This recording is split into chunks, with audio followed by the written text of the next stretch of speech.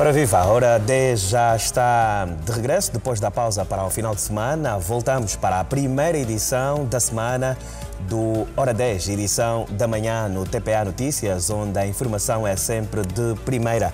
Muito bom dia, Mónica. Bom dia, Ivan. Bom dia. Assim também que a esta hora já está em companhia do Hora 10, nesta edição da manhã. Hoje é segunda-feira. Vamos às últimas que marcam a atualidade nacional, internacional. Vamos deixá-lo bem informado para começar muito bem a semana. E agora sim estamos em condições de voltar a olhar para aquilo que foi a campanha eleitoral e o aproveitamento político dos tempos de antena dos 8 partidos concorrentes às eleições gerais de 24 de agosto, numa altura em que faltam apenas escassos 9 dias. Bom dia, Carlos Alberto. Bom dia, Osvaldo Mboco. Bem-vindos. Bom dia, Amparo. Bom dia, o Ivan e o Carlos também. Bom dia, Osvaldo. Vamos começar por olhar a dinâmica eleitoral partidária. Foi o final de semana. Sim, Se calhar começamos pela última peça que vimos do discurso do ACJ. Não é? Ok, frenético, mas com muito infantilismo, uma mistura, não é? Porque, mais uma vez, Infantilismo porquê? Porque eu sempre disse que Adalberto Costa Júnior não tem nenhum sentido de responsabilidade para com este país. As minhas declarações são públicas, porque eu trabalhei com ele, sei como é que ele funciona, e é por isso que eu deixei de trabalhar com ele. E hoje, ou melhor, neste fim de semana ficou provado aquilo que eu sempre tenho denunciado, porque alguém quando vem dizer que se ele for Presidente da República, o garimpo ilegal vai ser legal, ou seja, todo mundo vai poder garimpar, todo mundo vai poder fazer exploração ilegal de diamantes. Essa pessoa é responsável. Não pode ser responsável. Quer dizer, nós sabemos quais são as consequências da exploração ilegal de diamantes em todos os países onde há diamantes, porque a questão da exploração ilegal de diamantes tem consequências correlacionadas que não têm a ver só com a própria exploração em si. Há outras questões que têm a ver com o tráfico de seres humanos, há questões que têm a ver com de diamantes de sangue, quer dizer, há uma série de pressupostos, não é, que são condenáveis em qualquer país que tenha sã consciência, que o senhor Adalberto vem dizer que isto, se ele ganhar, é normal. Quer dizer, e eu fico um pouco preocupado por quê? Porque, então, se ele diz que vai dar 150 mil kwanzas de salário mínimo nacional, onde é que ele vai tirar dinheiro? Se o diamante é a segunda maior receita para o PIB. Então, quer dizer, ele quer dinheiro para poder pagar 150 mil kwanzas de salário mínimo. E ele próprio que diz, não, a segunda maior receita para Angola, não, eu desprezo, vocês podem garimpar à vontade. Faz sentido isso? Isso é do nível de... Quer dizer, é um infantilismo tremendo que este senhor está a fazer. E eu digo mais, se nós fôssemos um país sério, se nós tivéssemos eleitores sérios, a UNITA de Adalberto Costa Júnior não teria um voto sequer, ou se calhar teria só o voto dele, porque todo mundo devia repudiar isso. Não é possível. Outro aspecto... Adalberto Costa Júnior prometeu os 150 mil kwanzas como salário mínimo e, para isso, tem de haver crescimento econômico. É importante que as pessoas saibam que, para poder haver um maior salário, o dinheiro tem que sair de algum sítio. O que é que eu quero dizer? Se eu prometo à minha empregada de casa que vai ter um salário maior, eu tenho que ter dois pressupostos. Primeiro, se o meu salário aumentar, eu vou poder ter um excedente para poder dar à minha empregada, para poder aumentar o salário. Primeiro pressuposto. Segundo pressuposto, se o meu salário não sobe, eu tenho que cortar as minhas despesas correntes em algum sítio. Vamos supor que eu pago uma internet de 30 mil kwanzas. Eu vou ter que pagar uma internet de 10 mil kwanzas para ficar 20 mil como excedente e poder aumentar o salário da minha empregada a quem eu prometi que vou aumentar o salário. Ou seja, Adalberto Costa Júnior, pelas promessas que faz, quer dizer, ele contradiz-se. Ele mostra que não tem uma mínimas noções das questões económicas e, portanto, vai falando à toa. O primeiro é a questão do garimpo. O segundo aspecto que ele falou à toa e que também é infantilismo é a questão dele prometer que quem roubou o país pode voltar e ele vai criar uma lei que basta que devolva metade do dinheiro, não é, e invista no país, a outra metade vai para o Estado. Meus senhores, mas então... Se nós sempre defendemos, aliás, a própria UNITA, antes de Adalberto Costa Júnior, a UNITA de Isaías Samacuva, sempre defendeu a transparência na gestão pública, sempre defendeu os bens para serem arrecadados e irem para as famílias angolanas, as famílias pobres. Nós não falamos do combate à pobreza, à fome. Então, como é que vamos combater a pobreza e a fome se nós estamos a instigar as pessoas a roubar? Quer dizer, se Adalberto Costa Júnior for presidente da República, todo mundo pode roubar, desde que metade dê ao Estado. Faz sentido isso? Quer dizer, isto é do infantilismo tal. Quer dizer, eu não consigo perceber e como é que Adalberto Costa não consegue ter seguidores com esse tipo de disparates que ele faz. Eu fico preocupado. Na nossa sociedade só pode estar doente. Só pode estar doente, meus senhores. Osvaldo, um pouco, que percepção teve deste discurso de Adalberto Costa Júnior na província do Mochico? Bem, o trecho que o Carlos te trouxe de cima ou o discurso no seu... O discurso. Bem, se quiser rebater ao trecho, esteja à vontade. Ainda bem. A primeira nota que é importante aqui avançar quanto às questões que têm que ver com a exploração dos recursos naturais, e é que nós temos que ancorar a nossa abordagem naquilo que é a Constituição da República de Angola. E a Constituição da República de Angola, no seu artigo 16, defende que todos os recursos naturais, minerais, gasosos, líquidos, que está sobre a orla marítima e no solo e subsolo do Estado angolano, pertence ao Estado. Então, cabe ao Estado definir, de facto, a forma de concessão e da sua própria exploração.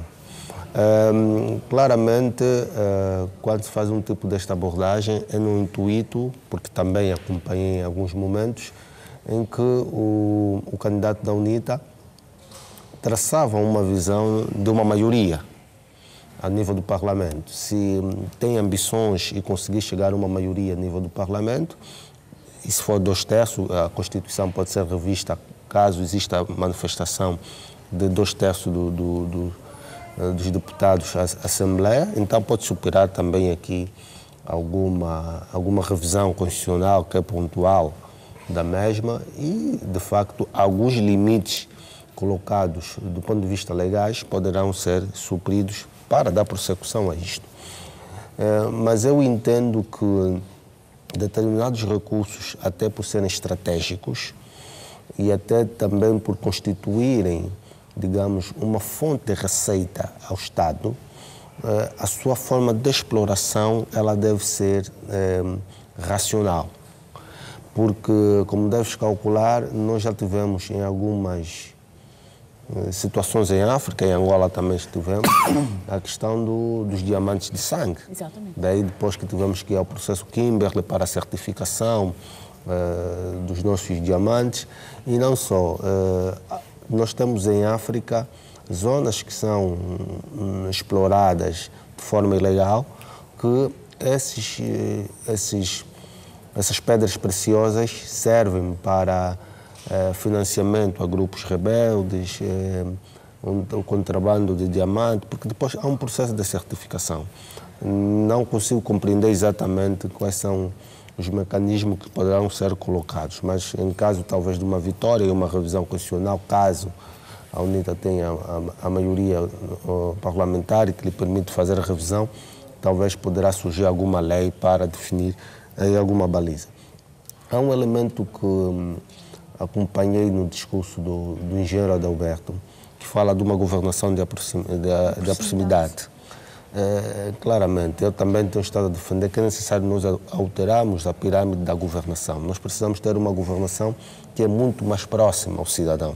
Uma governação que, de facto, identifique de forma rápida e célere os grandes problemas e procura dar soluções a isto. Nós não podemos ter simplesmente os nossos políticos, e isto é para todos os políticos que têm assentos parlamentares, não podemos ter os nossos políticos simplesmente a se aproximarem à população em época eleitoral.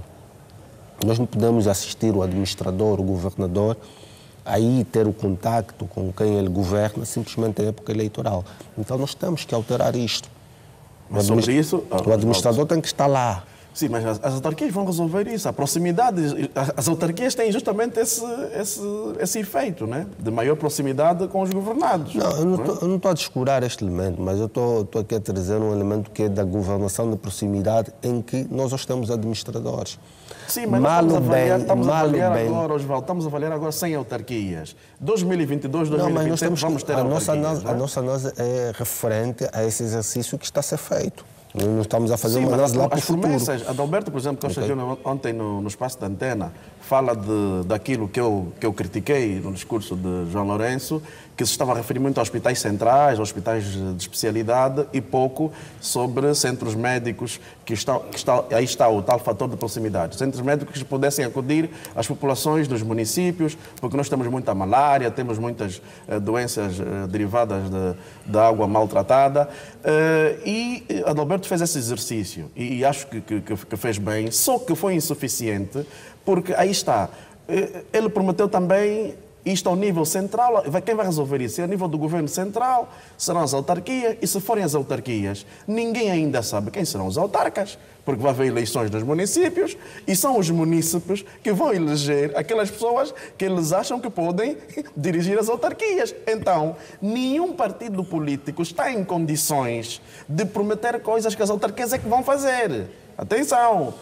Todos que fizerem isso também estão a mentir. E Adalberto Costa Júnior, quando promete isso, está a mentir porque não é essa a responsabilidade. A não ser que ele saiba já que a UNITA vai dominar olhar, Carlos, os 164 municípios que existem em Angola. O que nós temos que olhar é o seguinte: as autarquias, de facto, vão trazer uma outra forma de abordagem política e de gestão a nível da administração local. Isto é mais do que ponto assente.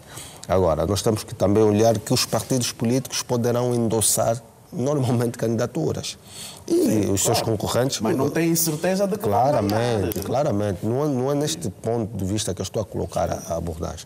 Estou a colocar que a ideia é, se nós vencemos determinadas autarquias, a nossa ideia central é esta. Mas é isso que eu queria. E é normal que assim se faça, Carlos. É esse discurso que estás a fazer agora, que eu queria...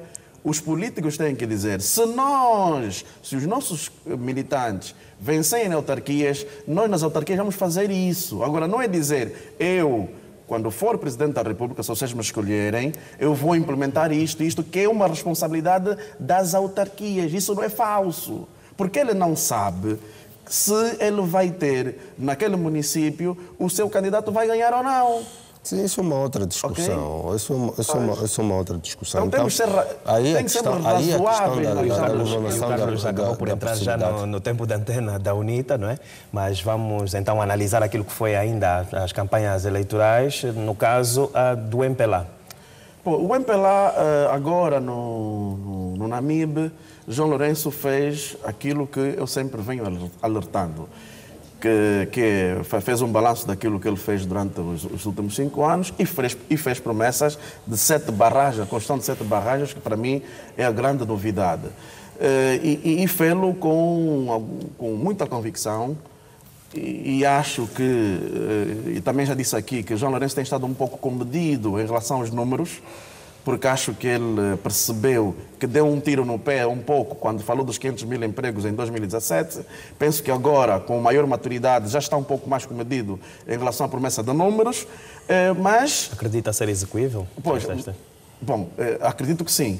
Se houver vontade política e João Lourenço for reeleito, acredito que as 7 barragens, aliás, ele especificou exatamente os locais onde vão estar as barragens. Ele não falou aquilo porque, quer dizer, surgiu agora um momento e falou à toa, não. Ele explicou em cada município, em cada localidade, da mesma forma que falou das estradas, ele especificou onde é que as barragens vão estar, onde é que as estradas vão ser construídas. Quer dizer que há um estudo.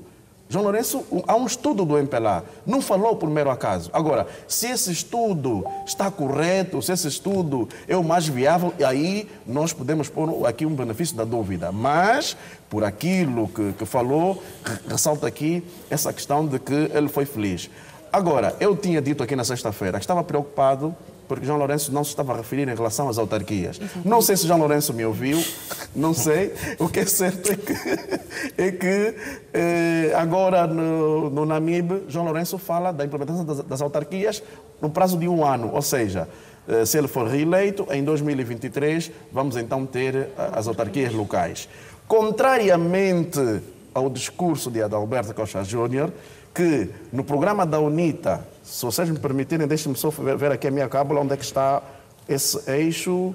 No programa da UNITA, a proposta, estratégia número 2, eixo 3, propõe a realização das autarquias em 2024. No programa da UNITA, há uma proposta de reforma do Estado e propõe as autarquias para 2024.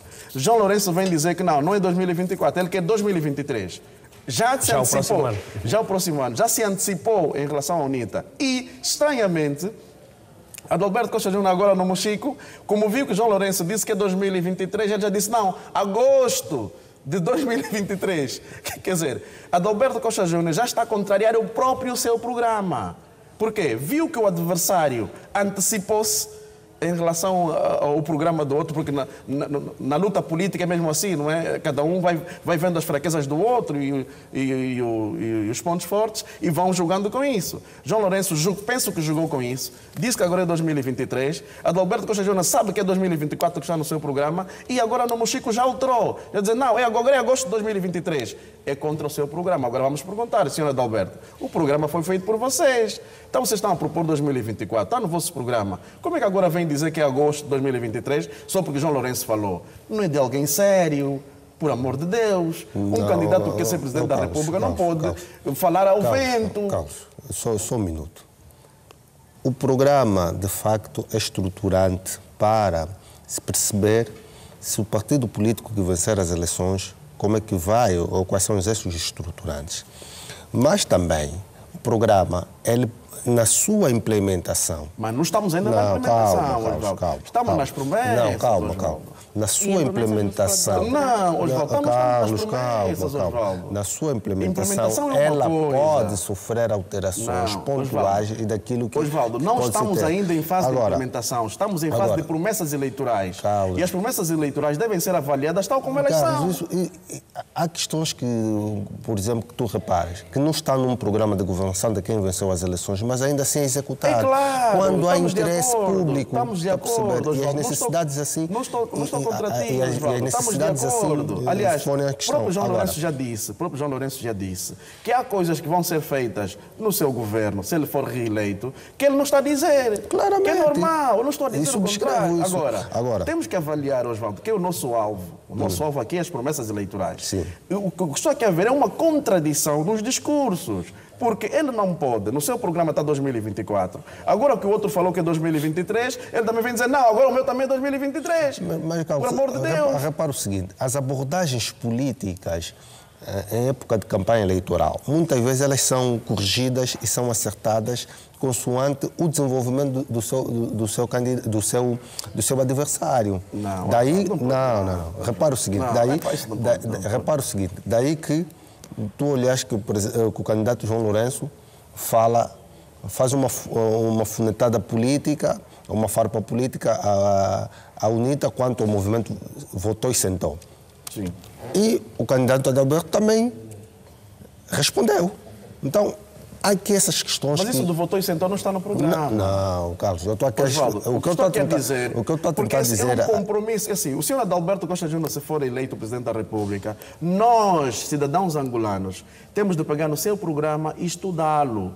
E sempre que ele fizer alguma coisa que não estiver de acordo com o programa, nós, cidadãos, vamos dizer, meu senhor, o senhor prometeu isto, está aqui no seu programa, porque o senhor não está a cumprir. O senhor está a fazer, não está dentro daquilo que você prometeu. É isso. Mas a questão da data da execução, para mim, não é tão determinada da forma como estás a colocar as coisas. Agora, eu olhei, Carlos. Então por que nós criticamos João Lourenço por não ter atingido os 500 mil empregos? Não está no seu programa. Eu estou a dizer a implementação das datas, como estás a fazer referência. Mas é isso. Por exemplo, o candidato João Lourenço, nas vestes de presidente, poderia ter atingido os os 500 mil postos de empregos muito antes do seu mandato terminar. Também seria uma outra coisa. Não estou a dizer então, que não, estou a dizer que a crítica que pesa sobre João Lourenço, uma das críticas que pesam contra si é a questão dele não ter atingido a cifra de 500 mil empregos que ele prometeu. Por quê? Porque está no programa do MPLA. Porque terminou, todos os cidadãos têm esse direito de cobrar aquilo que está escrito no programa. Isso aqui ninguém está... Okay? É só isso. Isso ninguém está estou a avaliar. Adalberto não pode atropelar o seu próprio programa. Das duas, uma. Ou ele não sabe de facto o que é que está no seu próprio programa, ok? Ou então sabe e está simplesmente a atropelar aquilo que ele próprio está a prometer às pessoas. Não é? Okay. Quer dizer, o que é grave porque um candidato a presidente da República não pode contradizer-se. Não pode dizer hoje disse azul e ele amanhã diz não é azul, é preto. Não pode mudar de discurso assim. Agora posso fazer a abordagem do MPLA. Bem, a primeira nota é que a questão da construção das 7 barragens é uma ideia, é uma proposta que de facto pode resolver os problemas estruturantes que nós temos, quer a nível da questão da seca, quer a nível também da própria eletricidade e distribuição de água. O que eu gostaria de ouvir é que durante esse quinquênio, com essas construções destas barragens, poderemos ter o país completamente eletrificado. De toda forma, que todos os angolanos terem acesso à energia elétrica. Porque o facto de todos os angolanos terem energia elétrica e a energia elétrica chegar a todos os pontos do país também permite com que o desenvolvimento de determinados projetos e empresas possam operar fora dos grandes centros, digamos, das capitais que nós temos. Daí é que nós temos o país basicamente dividido em zonas. Mas temos dificuldade para atrair os investidores para as zonas D, C, por exemplo, que são zonas que há muito mais incentivos, as pessoas não pagam determinados impostos, mas os empresários não querem ir para lá porque faltam uma série de condições para se poder fazer, operacionalizar a indústria. E a eletricidade é um elemento estruturante para isto. E basta nós olharmos para o ranking de Doing Business. O Doing Business, um dos critérios, ou o primeiro, salvo erro, é a questão do acesso à eletricidade. Então é um elemento que eu também gostaria de ver como é que essas 7 barragens irão, de facto, impactar do ponto de vista do acesso à eletricidade aos angolanos e também para as indústrias que podem deslocar as suas unidades de fabrico para essas localidades, que a deslocação dessas unidades de fabrico vai permitir com que as populações daquela localidade tenham acesso ao emprego, pode-se desenvolver a localidade devido às responsabilidades sociais, que quando uma empresa se instala, uma determinada indústria, numa determinada localidade. Há aqui um elemento que também nós temos que olhar. As questões das autarquias na nossa discussão política não é nova. Não é nova. Mesmo em 1992, já existia um articulado que não era propriamente as autarquias, mas a descentralização a nível do poder local. Já tinha esse tipo de abordagem. E nós temos a questão das autarquias na nossa Constituição desde 2010. No pleito eleitoral passado, essa também já foi uma das grandes discussões e a promessa de campanha do MPLA quanto à implementação das autarquias. Apesar que também devemos aqui subscrever que a discussão ao nível do Parlamento, do pacote legislativo autárquico, foi, do ponto de vista fraturante, do ponto de vista de discussão entre os vários grupos parlamentares. Sim, vai ser uma implementação funcional? Muito em volta do gradualismo ser funcional, ou geográfico, e depois... E a lei que, de facto, cria maior, digamos, fricção da sua discussão tem muito a ver com a lei da implementação das autarquias.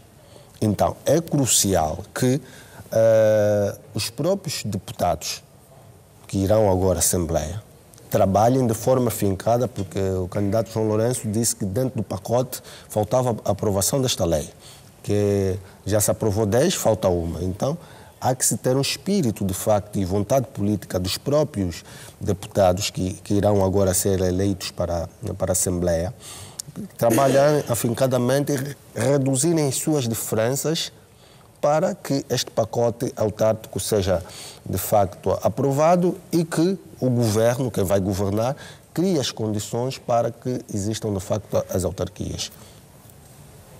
Muito bem, vamos olhar também para aquilo que foi o desempenho dos outros partidos políticos durante o final de semana e também o seu aproveitamento de antena. Olhar aqui para a Bela Malaquias, que faz assim uma afirmação um tanto quanto contundente, apelando ao não votar a partidos que criaram fogueiras para incendiar mulheres. Vamos olhar um Sim, bocadinho. estava aqui uma mensagem clara contra a UNITA, não é? Jonas Savimbi, pelo que se sabe, tinha essas práticas. Infelizmente, também tinha coisas positivas. Mas pronto, um dos defeitos do líder fundador da UNITA. E eu acho que ela tem todo o direito de apelar às pessoas para não votarem num partido que tem tido esse tipo de práticas. Agora, o que nós não sabemos é se, com Adalberto Costa Júnior, um presidente da República, se essas práticas vão continuar. Até eu próprio também às vezes fico com um bocado de receio, né? Porque todo mundo sabe que eu sou um crítico contra as contradições de Adalberto Costa Júnior. Agora, não sei se ele for presidente da República, também vai mandar acender uma fogueira em esta pública. Olha, o Carlos Alberto tem que ser queimado porque disse que eu sou infantil e que não merecia ser presidente da República, não é? Mas pronto, ela tem todo este direito. E acho que Bela Malaquias também foi feliz numa questão estruturante que tem a ver com o combate à corrupção, não é? É público, eu também já disse isso. Aliás, eu sou jornalista investigativo, todo mundo sabe que eu sou diretor do portal A Denúncia e também tenho estado a fazer denúncias de atos de corrupção e de impunidade. E eu não podia, claro, deixar de apoiar um combate à corrupção, que eu acho que é um dos males que a nossa sociedade tem. Bela Malaquias junta-se praticamente aqui ao discurso de João Lourenço, e não só Bela Malaquias, Manel Fernandes da KCE também já se junta ao discurso de João Lourenço em relação ao combate à corrupção, e já prevejo aqui possíveis alianças no Parlamento, caso, por exemplo... consigam lugares, não é? Caso esses partidos consigam lugares, não é? Caso consigam lugares e caso o MPLA ganhe com uma maioria que não lhe seja permitido votar nas suas iniciativas, nas suas leis, né? Nas suas iniciativas. Penso que há cenários, nós estamos a ver aqui cenários pela Malaquias PH, não é? Do PH e a Casa CE se juntarem ao MPLA, pelo menos nestas questões de combate à corrupção, porque já há aqui uma convergência de ideias. E penso que isso é bom. Acho que os outros partidos todos deviam também entrar nesta luta contra a corrupção, porque acho que nós só podemos distribuir equitativamente as riquezas do país para os cidadãos, só podemos acabar com a fome e a pobreza se de facto combatermos a corrupção, se de facto mandarmos para a cadeia todos aqueles gestores públicos que roubarem ao Estado. Penso que aí está correto. Em relação ao APN, e vamos já para os tempos de antena, em relação ao APN, ontem virou-se um pouco para a questão da juventude, conforme tem sido feito. Aliás, a APN é um partido de jovens. Também gostei de algum discurso de Quintino Moreira, principalmente quando fala da questão da valorização dos recursos humanos. Penso que é bom que se crie esta ideia, a questão da meritocracia, de nós promovermos a meritocracia, todos aqueles cidadãos que são competentes, independentemente de serem de partidos de A ou de B, ou serem apartidários como eu, por exemplo, que tenham o seu espaço, desde que sejam competentes naquilo que fazem, e penso que a APN aqui foi feliz nesta questão. Nimia Simbi, a FNLA, não gostei muito daquilo que vi no espaço de antena, ao falar com o microfone a tremer e mesmo a andar, vê-se que ele tem um desgaste físico. Quer dizer, e quem já tem um desgaste físico como ele demonstra na televisão, como é que vai ser quando ele for Presidente da República? Acho que a FNLA tem muitos aspectos negativos em relação a isso. A apresentadora do espaço da FNLA também não está preparada para fazer aquilo, quer dizer, deviam ter escolhido alguém mais profissional. Quer dizer, há muitos aspectos negativos que pesam contra a FNLA. Em relação ao PRS, Benedito Daniel, sempre apelar ao federalismo, mas também Benedito Daniel não está trazendo nada de novo. Nós agora vamos entrar na semana praticamente derradeira, vamos dar agora 9 dias para exercermos o nosso direito de voto, e penso que nesta semana vai ser a derradeira, onde vamos ver de facto o que é que cada um vai conseguir sustentar, porque ainda temos muitos pendentes. Eu já disse que temos muitos pendentes, que tem a ver com a questão de não se mostrar se Adalberto Costa Júnior é de facto engenheiro ou não, porque ele até agora não conseguiu fazer isso publicamente. Eu estou à espera que ele venha trazer o seu diploma e diga: não, olha, acusaram-me que eu não sou engenheiro, mas está aqui o meu diploma antes da campanha, por favor, eu sou mesmo engenheiro. Mas tem alguma implicação no processo? Não, eu disse que desde o início, Osvaldo, que nós temos que votar nos candidatos que mostrem seriedade. Pesa sobre o Adalberto Costa Júnior a questão se ele mentiu na Assembleia Nacional dele ser licenciado em Engenharia Eletrotécnica. Pesa sobre ele sobre isso. Alguém que está a propor aos angolanos para votarem em si e confiarem na sua seriedade, tem de vir a público dizer: não, olha, eu sou de facto, aquilo que falaram sobre mim é falso, é uma difamação, é uma calúnia, está aqui, meus senhores. Portanto, isto é tudo, até pode dizer que é uma manobra do MPLA ou do Cinza, conforme eles têm dito sempre. Agora, não pode ficar aquém disso. Não, mas a ser verdade isto, Carlos, só um ponto. Se um deputado mente a Assembleia Nacional, não é isso? E há, de facto, essa comprovação que é mentira, eu acho que isso já seria um caso da polícia. Osvaldo, depende. Eu não sei se seria um caso da polícia. Eu não sei se só o caso de Adalberto é o único na Assembleia Nacional. Infelizmente vamos ter que fechar, o tempo já não permite para esta análise. É verdade, mas habitual. íamos querer que o Osvaldo Mboco também pudesse dar a sua nota relativamente ao aproveitamento dos tempos de antena dos 6 partidos políticos. Ok. Bela malaquia, e devo subscrever o que o Carlos disse, e não poderia fazer diferente, porque ela tem um livro em que fala sobre algumas situações que viveu na pele, na Jamba, e aproveitou esse momento para fazer um ataque político à UNITA e a desencorajar o voto nessa perspectiva. Há uma fase negra da nossa história que, de facto, isso aconteceu, e algumas pessoas podem, de facto, também levar nesta direção, e apelando o voto feminino.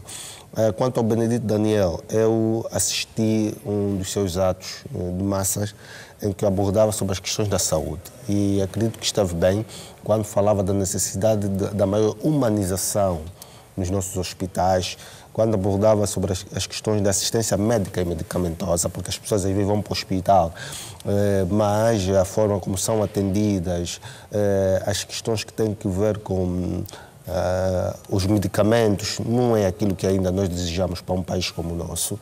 Então é necessário quem vai ser governo melhorar e afinar, de facto, este mecanismo. Há aqui uma correlação entre a APN e a Casa CE, a margem dos seus atos de massas, foram questionados sobre a questão do movimento Votou e Sentou, e eles desencorajaram isso. É uma demonstração clara que nem todos os partidos que estão na oposição estão alinhados com este movimento, e explicaram também as suas motivações que em grande medida, ao meu entender, colhem, têm argumentos para essas questões. Acho que de modo grosso é isso que me oferecia a fazer.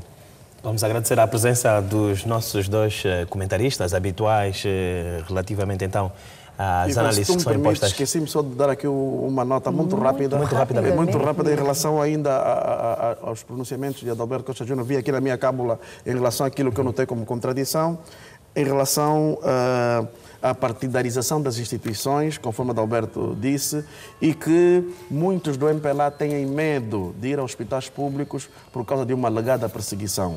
Isso é grave. Isso que o Adalberto disse é grave. Ele tem provas disso.